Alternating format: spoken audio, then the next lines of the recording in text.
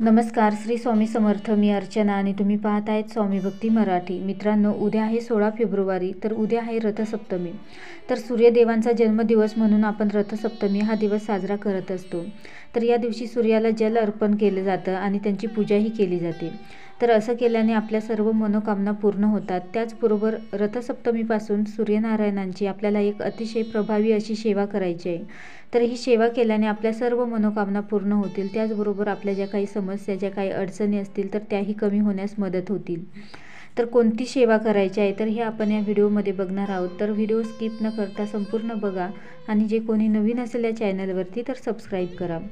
तर सूर्यदेव हे रथसप्तमीच्या कालावधीमध्ये आपले सारथी अर्जुन यांच्यासोबत पृथ्वीवर येतात आणि या कालावधीमध्ये जर त्यांची कोणी सेवा करताना दिसले तर त्यांची भरभराट होते, त्यांना चांगलं आरोग्य लाभतं. तर सूर्यदेवांना मातीच्या बोळक्यामध्ये दूध तापवून ते दूध उतू जाऊ द्यायचे असते या दिवशी. तर असे म्हटले जाते की हे दूध जर उत्तर दिशेला उतू गेलं तर आपली उत्तरोत्तर प्रगती होते. तर उद्या रथसप्तमीची पूजा सकाळी करून झाली की त्यानंतर लगेचच आपल्याला ही सेवा करायची आहे. तर या सेवेसाठी तुम्हाला एक तांब्याचा तांब्या घ्यायचा आहे. तर यासाठी फक्त तांब्याचाच तांब्या घ्यायचा आहे. तर तुम्ही तांब्याचं कोणतंही भांडं घेऊ शकता. तर जे खोल असेल तर त्यासाठी तुम्ही खोलगट वाटी असेल तर तीही तांब्याची घेऊ शकता किंवा ग्लास असेल तर तेही तुम्ही घेऊ शकता. तर हे तांबे आपल्याला स्वच्छ धुवून घ्यायचं आहे आणि त्यानंतर कोरडं करून घ्यायचं आहे. त्यानंतर त्यावरती हळदी कुंकवाने किंवा चंदनाने सूर्य काढायचा आहे समोरच्या बाजूने. आणि त्यानंतर हा तांब्या आपल्याला आपल्या देवघरामध्ये ठेवायचा आहे. आणि देवघरामध्ये जर जागा नसेल तर तुम्ही एका चौरंगावर किंवा पाटावरती लाल कपडा टाकून त्यावर पण तुम्ही हा तांब्या ठेवू शकता. तर तुमच्या ज्या इच्छेसाठी तुम्ही ही सेवा करणार आहात तर त्या सेवेचा आपल्याला संकल्प करायचा आहे. तर त्यासाठी एका तांब्यामध्ये अजून पाणी भरून घ्या आणि त्यामध्ये एक चमच घ्या. तर चमच्याने आपल्या डाव्या हाताने आपल्या उजव्या हाताच्या तळहातावर 3 वेळा पाणी सोडून ओम केशवाय नमः, ओम माधवाय नमः, ओम गोविंदाय नमः असं म्हणून ते पाणी एका ताटामध्ये सोडायचं आहे. आणि परत 2 वेळा हातावर पाणी घेऊन ओम विष्णवे नमः, ओम कृष्णाय नमः असं म्हणून ते पाणी पिऊन घ्यायचं आहे. त्याचबरोबर तुमच्या इच्छेनुसार त्या तांब्यामध्ये तुम्ही 1 रुपया, 2 रुपये किंवा 10 रुपये, 5 रुपये असे पैसे त्या तांब्यामध्ये आपल्याला टाकायचे आहे. आणि त्यावरती तुम्ही झाकण पण ठेवू शकता किंवा तसंच ठेवलं तरीही चालेल.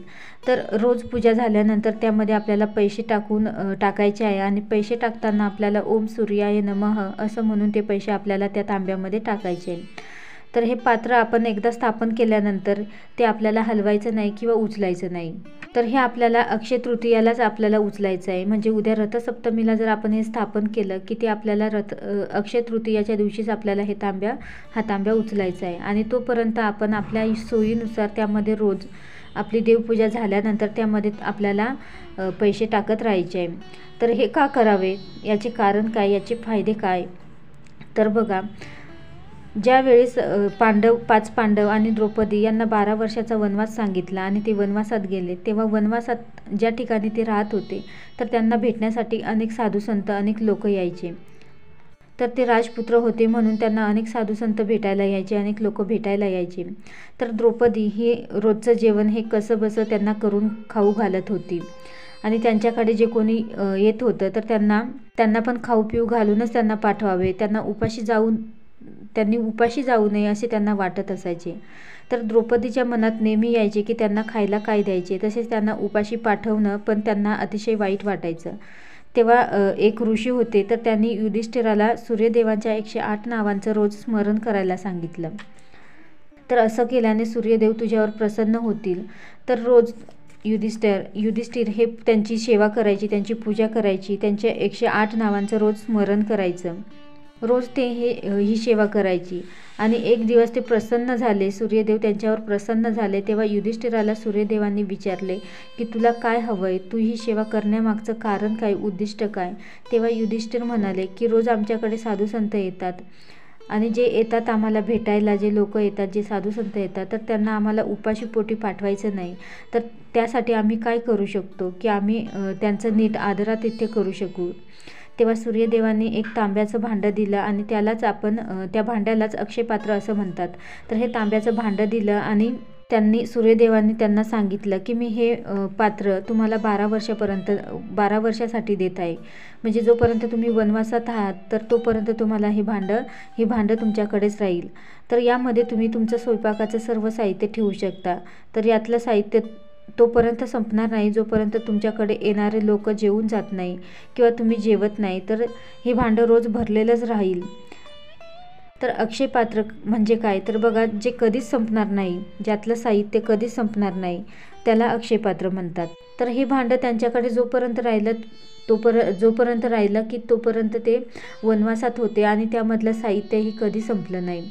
तर त्यासाठीच आपल्याला हा उपाय करायचा आहे. आपण जे भांडं आपल्या देवघरासमोर ठेवणार आहोत तर ते अक्षय तृतीयालाच आपल्याला उचलायचं आहे. आणि ज्याप्रमाणे सूर्यदेवाने युधिष्ठिरालाही दिलं होतं त्यातलं धान्य कधीच संपणार नव्हतं. तर आपली ही आर्थिक परिस्थिती सुधारावी, प्रगती व्हावी, यासाठी तुम्ही ही सेवा करायची आहे. तर अक्षय तृतीयालाच हे पात्र आपल्याला उचलून घ्यायचं आहे आणि त्यातले जे पैसे आहे तर ते जे साचलेले पैसे आहे तर त्या पैशातनं आपण देवपूजेमध्ये तर देवघरातील एखादी वस्तू आपण घेऊ शकतो.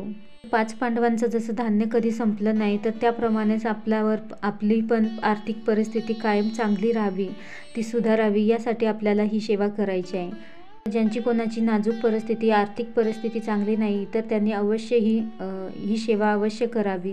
अतिशय प्रभावी अशी सेवा आहे. तर वर्षातून एकदाच आपल्याला ही सेवा करायला मिळते. तर अवश्य सर्वांनी ही सेवा करावी आणि अनुभव घेऊन बघा. नक्कीच तुम्हाला चांगला अनुभव येईल. व्हिडिओ जर आवडला असेल तर लाईक करा, कमेंट करा, शेअर करा आणि सबस्क्राईब करा. श्री स्वामी समर्थ.